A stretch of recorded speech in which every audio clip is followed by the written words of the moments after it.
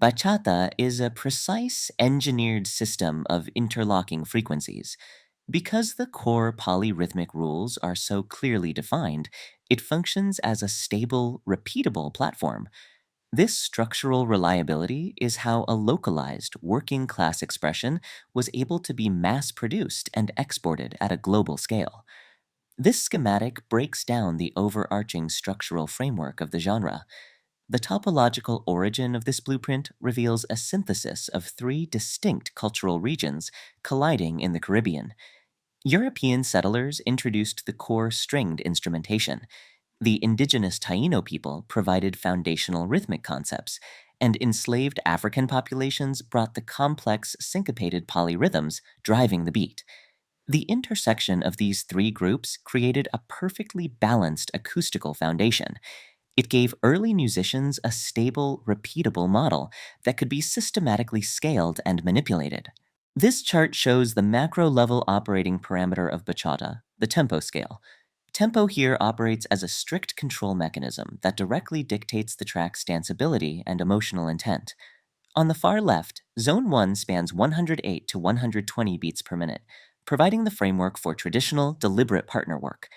Pushing to the absolute limit takes us into Zone 3, passing 140 BPM, generating rapid rhythms designed for intense physical expression. While tempo establishes the broad emotional boundaries of a track, the band rarely shifts speed mid-song. The actual narrative momentum is driven entirely by the internal polyrhythmic engine operating beneath the melody. This blueprint inventories Phase 2, the materials. The traditional five-piece ensemble splits into two distinct functional categories, the melodic voice and the engine room. The melodic voice is entirely string-driven, and it starts with the lead instrument. This diagram shows the setup for the requinto guitar. Notice the tuning on the right, A, D, G, C, E, A. That's a perfect fourth interval higher than standard. Pitching the strings up forces the instrument into a higher frequency range, producing bright textures that cut through the mix. Sitting directly beneath the requinto is the segunda, a standard acoustic guitar providing the harmonic frame. The chart at the bottom right outlines its technique. The player strikes specific bass notes strictly on beats 1, 3, and 4, providing essential rhythmic left.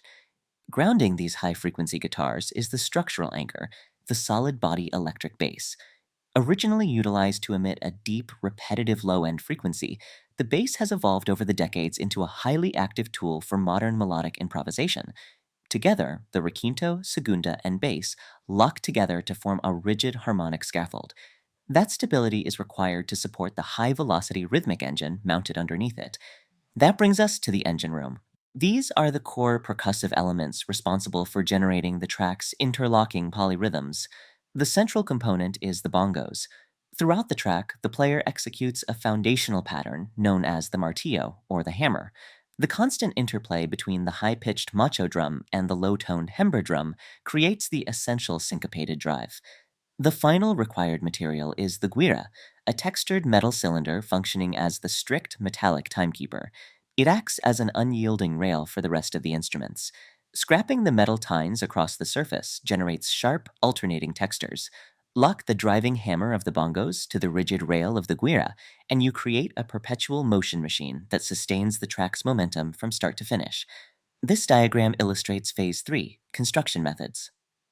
The entire five-pace band operates of a single mechanism, shifting collectively through three specific polyrhythmic gears to control the energy of the track. This grid represents Mode A. This is the baseline, steady walking pace utilized to support the verses. Notice the bass row.